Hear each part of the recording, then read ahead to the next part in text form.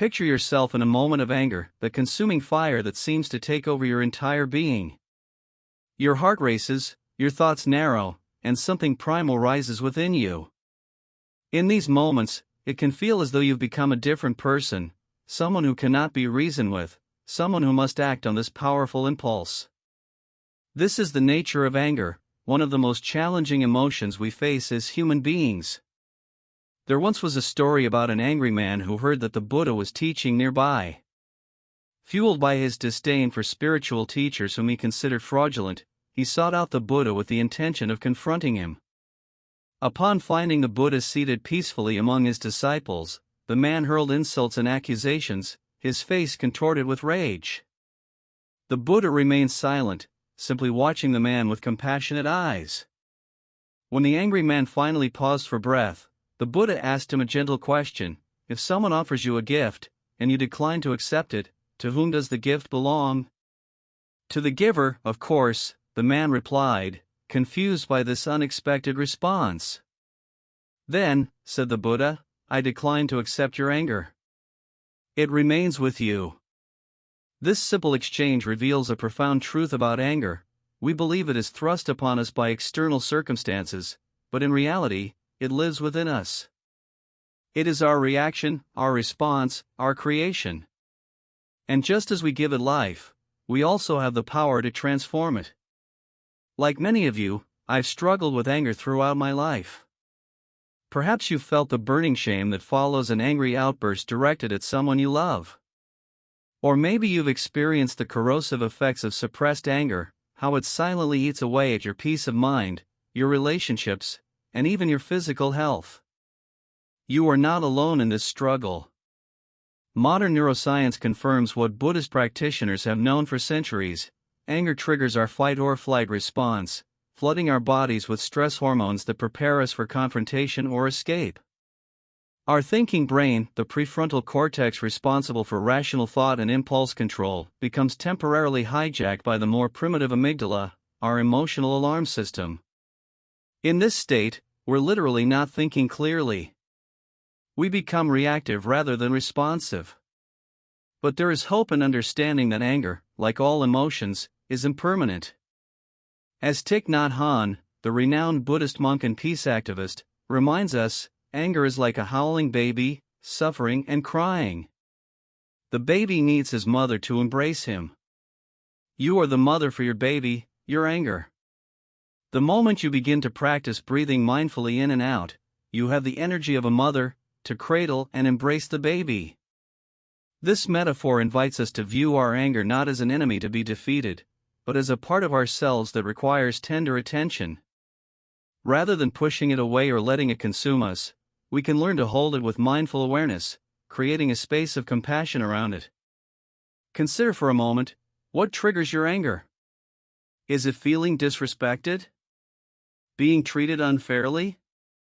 Having your boundaries violated? Or perhaps witnessing injustice toward others? Behind every instance of anger lies a deeper need for respect, fairness, safety, or justice. By recognizing these underlying needs, we begin to see anger not as a character flaw, but as a signal pointing to something important. The Buddha taught that anger arises from three primary sources: desire, wanting things to be different than they are; aversion, pushing away what is uncomfortable; and ignorance, misunderstanding the true nature of reality. When we examine our anger closely, we usually find one or more of these roots at its source. Let me share a personal experience.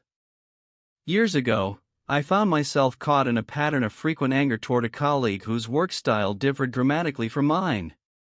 His casual approach to deadlines and what I perceived as a lack of commitment infuriated me. I would feel the heat rising in my chest whenever we interacted, my thoughts turning critical and judgmental.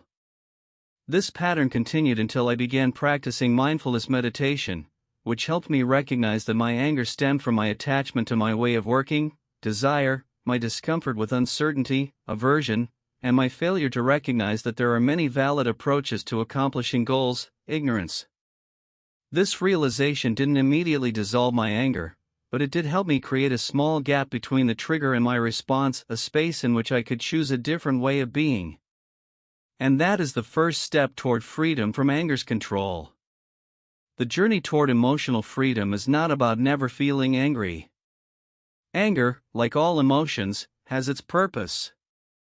It can alert us to threats, motivate us to right wrongs, and establish healthy boundaries.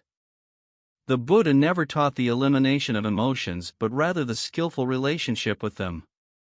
As we explore the 7 Buddhist principles for working with anger, remember that the goal is not to become emotionless but to create a harmonious relationship with all of our emotional experiences. In the traditions of both Buddhism and modern psychology, we understand that suppressing or denying anger only gives it more power. Instead, by turning toward our anger with gentle awareness, we begin the process of transformation. As the Buddhist teacher Pema Chodron reminds us, nothing ever goes away until it has taught us what we need to know. So I invite you to approach your relationship with anger with curiosity rather than judgment, with a willingness to learn rather than a determination to control. The path to emotional freedom begins with this simple but profound shift in perspective, seeing anger not as an enemy to be conquered but as a messenger to be understood. As we journey deeper into understanding how to work with anger, let us explore the 7 Buddhist principles that offer a pathway to emotional freedom. These principles are not rigid commandments but invitations to a new relationship with our emotional lives, particularly the challenging energy of anger. The first principle is mindful awareness, the foundation upon which all other principles rest. In the words of Thich Nhat Hanh, the first step in transforming anger is to recognize it. Breathing in, I know that anger is in me. Breathing out, I know that I am my anger. This might seem counterintuitive. Won't focusing on anger make it stronger? Actually, the opposite occurs. When we bring the light of awareness to our anger, we begin to create space around it.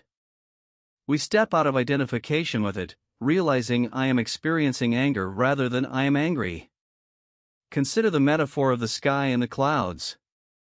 Our natural mind is like the vast, clear sky, spacious and luminous. Emotions, including anger, are like clouds passing through. They may temporarily obscure the sky, but they never become the sky itself. With mindful awareness, we learn to rest in the spaciousness of our consciousness, watching anger arise, change, and eventually dissolve, all without being swept away by it. A practical way to cultivate this awareness is through the practice of rain. As taught by meditation teacher Tara Brach, recognize the emotion, allow it to be present without trying to fix or change it, investigate it with kind curiosity. Where do you feel it in your body? What thoughts accompany it, and nurture yourself with compassion. The second principle is understanding impermanence. The Buddha taught that everything that arises will also pass away, including our emotional states.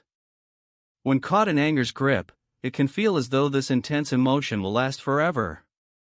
But by directly observing the changing nature of our experience, we discover that anger, like all phenomena, is transient. There's a Buddhist story about a king who wanted to understand impermanence. His wise minister brought him a beautiful ring inscribed with the words, "This too shall pass." Whether experiencing pleasure or pain, joy or sorrow, the king was instructed to look at the ring and remember this truth. So too with our anger, no matter how intense it feels in the moment, it will transform and eventually subside. This understanding of impermanence helps us relate to anger with less reactivity. When we know that our current emotional state isn't permanent, we're less likely to act impulsively from it. We can wait, watch, and allow the storm to pass naturally, rather than being driven to immediate action that we might later regret. The third principle is cultivation of compassion, karuna. In Buddhism, compassion is defined as the wish for others to be free from suffering. But compassion begins with ourselves. When anger arises, our first response is often self-judgment. I shouldn't feel this way, or what's wrong with me? This only adds a layer of shame to our experience, compounding our suffering. Instead, we can meet our anger with compassion, recognizing that this difficult emotion is part of our shared human experience. As Buddhist teacher Jack Kornfield reminds us, if your compassion does not include yourself, it is incomplete.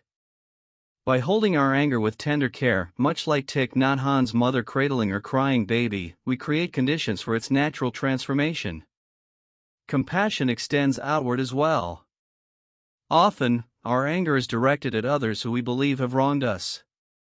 By contemplating that all beings wish to be happy and free from suffering, just as we do, we begin to see the common humanity in even those who trigger our anger.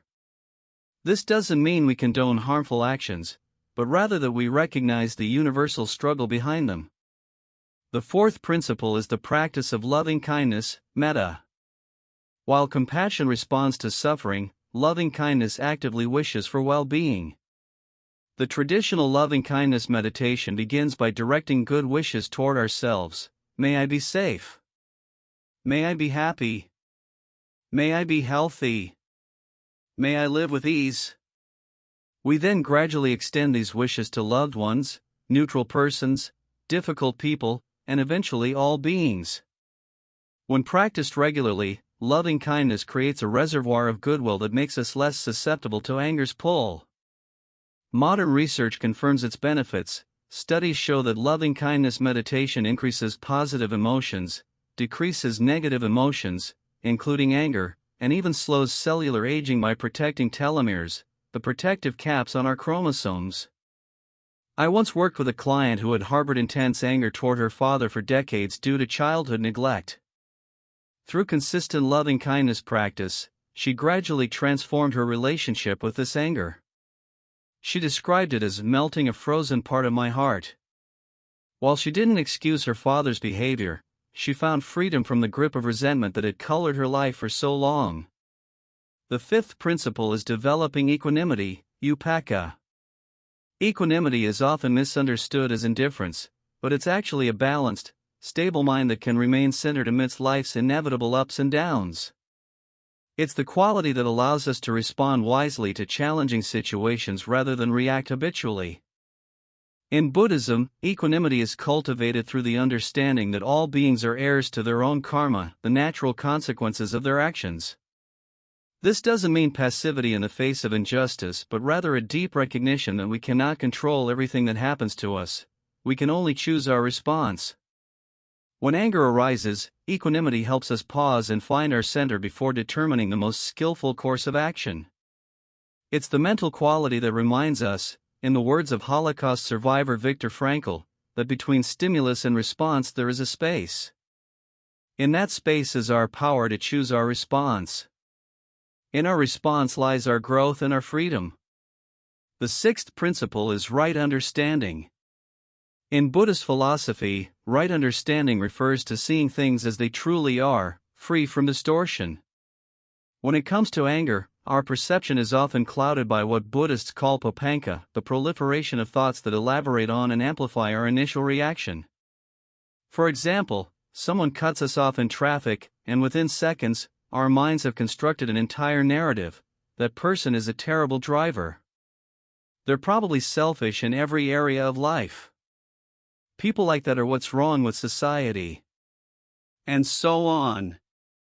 Before we know it, a single action has triggered an avalanche of judgments that fuel our anger. Right understanding invites us to see the situation more clearly. Perhaps the driver who cut us off is rushing to an emergency, or simply made a mistake, as we all sometimes do. By recognizing the fabrications of our mind and returning to just the facts of the situation, we reduce unnecessary suffering. The seventh and final principle is skillful response. The Buddha emphasized that our actions have consequences, not just for others but for our own well-being.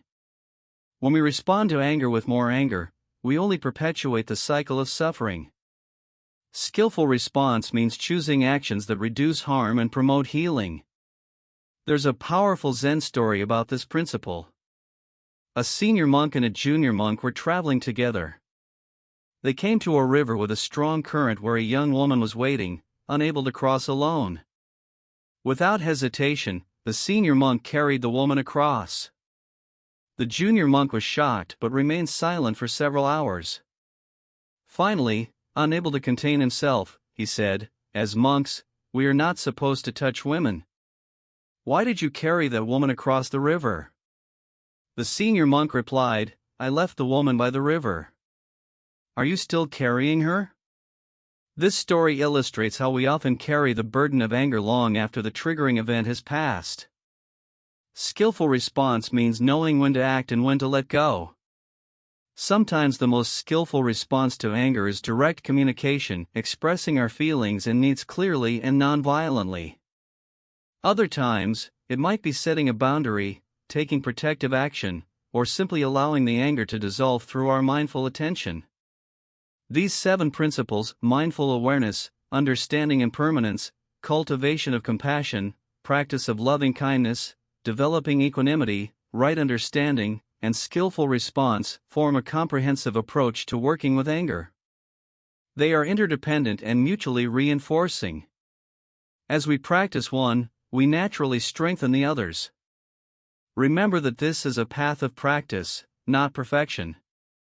There will be times when anger overwhelms us, when we act in ways we later regret. In these moments, we can return to compassion, forgiving ourselves and recommitting to our practice. Each instance of anger becomes an opportunity for deeper understanding and growth. As we integrate these principles into our daily lives, we gradually transform our relationship with anger. Rather than being controlled by it, we learn to work with it skillfully, channeling its energy toward positive change. This doesn't happen overnight. It's a journey of consistent practice, patience, and self-compassion. But with each step, we move closer to the emotional freedom that is our birthright. Let us now explore how to weave these Buddhist principles into the fabric of our everyday lives, creating a sustainable practice that leads to genuine emotional freedom and inner peace. This journey of integration happens not just on our meditation cushion but in our relationships, our work, and our moment-to-moment choices. Imagine you're driving home after a long day, exhausted and looking forward to rest. Suddenly, someone cuts you off in traffic, forcing you to brake sharply. Your heart races, your muscles tense, and anger flares instantly. This is a perfect moment to practice the principles we've discussed. With mindful awareness, you first recognize the anger arising. Rather than being consumed by it, you observe it with a quality of interested attention. Here's anger. You notice the physical sensations, perhaps heat in your face, tightness in your chest, a surge of energy in your arms. You also notice the thoughts racing through your mind, perhaps blaming or condemning the other driver. You remember the principle of impermanence, knowing that this intense feeling will not last forever. It has arisen due to conditions and will pass away when those conditions change. This understanding helps you avoid being swept away by the emotion or believing it defines you. You bring compassion to yourself, acknowledging that anger is a natural human response when we feel threatened or wronged. There's no need to blame yourself for this normal reaction. You might silently say, "This is difficult. May I be kind to myself in this moment?" Then, you might practice loving kindness, wishing well-being for yourself and even for the other driver, recognizing that they too wish to be happy and free from suffering, just as you do. Perhaps they're rushing to an emergency or simply made a mistake, as we all do. With equanimity, you maintain your balance, neither suppressing the anger nor allowing it to control your actions. You recognize that while you can't control other drivers' behavior, you can choose your response. Through right understanding, you see the situation clearly, without elaboration or distortion. It was simply an unsafe driving maneuver, not a personal attack or a statement about humanity's moral decline. You understand that your anger arises not just from the event itself but from your interpretation of it. Finally, you choose a skillful response. In this case, it might simply be taking a few deep breaths, proceeding safely, and allowing the anger to dissolve naturally. You drive home with your peace of mind intact, having transformed a potentially upsetting incident into an opportunity for practice. This example illustrates how the principles work together in everyday situations. But what about more challenging circumstances, patterns of anger in important relationships, or anger arising from deep wounds and traumas? In these cases, healing often requires additional approaches alongside the Buddhist principles. modern psychology offers valuable insights that complement Buddhist wisdom. For instance, therapies like cognitive behavioral therapy, CBT, help us identify and modify the thought patterns that trigger anger. Internal family systems, IFS, therapy recognizes that our angry parts are often trying to protect more vulnerable aspects of ourselves. Somatic therapies address how anger and trauma are held in the body. The integration of Buddhist wisdom with psychological approaches creates a powerful synergy for healing. Buddhism offers a profound understanding of the mind and effective methods for working with difficult emotions, while modern psychology provides specific techniques for addressing patterns established in childhood and tools for navigating complex relational dynamics. One powerful practice that bridges these traditions is what Buddhist teacher Tara Brach calls radical acceptance, the willingness to experience our reality as it is, without resistance. When we're caught in anger, we're often fighting against what is, wishing things were different. Radical acceptance doesn't mean approving of harmful behavior or resigning ourselves to injustice. Rather, it means acknowledging the truth of our current experience so that we can respond from clarity instead of reactivity. Consider another story from the Buddhist tradition. There was once a king named Ajatasattu who had committed terrible deeds, including killing his own father. Consumed by remorse, he sought out the Buddha, confessing his crimes and asking if there was any hope for him. The Buddha responded not with condemnation but with compassion, acknowledging the king's suffering and offering a path toward healing through recognizing his actions, taking responsibility for them, and committing to act differently in the future. This story reminds us that no matter how deeply we've been caught in anger's grip or what actions we've taken from that place, healing is always possible. The path begins with honest acknowledgement of where we are, coupled with self-compassion and a commitment to growth. For those of us working with anger that stems from past trauma, safety is the essential first step. This might mean establishing external safety through boundaries and support systems, as well as internal safety through grounding practices and self-soothing techniques. From this foundation, we can gradually build the capacity to be with difficult emotions without becoming overwhelmed. The Buddhist understanding of interdependence also offers healing wisdom. We recognize that our anger doesn't exist in isolation, it arises within a complex web of relationships, social conditions, and cultural contexts. This perspective helps us avoid both excessive self-blame, "this is all my fault," and projection onto others, "they are entirely to blame." Instead, we see how anger emerges from a constellation of causes and conditions, which gives us multiple points of intervention for transformation. As we continue on this path of integration and healing, we discover that anger can actually be a doorway to freedom. By meeting it with mindfulness, compassion, and wisdom, we learn about our boundaries, our values, and our needs. We develop the capacity to respond creatively to challenging situations rather than react habitually. And perhaps most importantly, we uncover the tender heart that lies beneath the armor of anger, our fundamental wish to be happy and free from suffering. This journey is not linear. There will be days when anger seems to overwhelm our practice, when old patterns reassert themselves with surprising force. In these moments, self-compassion becomes especially important. We can remember the words of meditation teacher Sharon Salzberg, beginning again and again and again is the actual practice, not a problem to overcome, so that one day we can come to the real meditation. Each time we notice we've been caught in anger's grip, each time we bring mindful awareness to our experience, each time we choose a more skillful response, these are all moments of awakening. Gradually, through this consistent practice, we build new neural pathways and emotional habits that lead to greater freedom. The ultimate promise of this path is not that we'll never feel anger again, but that anger no longer controls us. We develop the capacity to hold even intense emotions within a field of mindful awareness, responding with wisdom rather than reactivity. This is what the Buddha meant by emotional freedom, not the absence of emotion, but the ability to experience the full range of human feelings without being enslaved by them. As we close this exploration, I invite you to approach your relationship with anger with patience and compassion. Notice the habitual ways you relate to this powerful emotion, whether through expression, suppression, or denial, and experiment with the principles and practices we've discussed. Begin where you are, taking small steps each day toward greater awareness and freedom. Remember that this journey is not separate from your everyday life but unfolds within it. Each challenging interaction, each moment of frustration, each surge of anger becomes an opportunity for practice. In this way, the very experiences that once seemed to be obstacles become the path itself. May you discover the peace that lies beyond anger's storms. May you find the wisdom to transform anger's energy into compassionate action.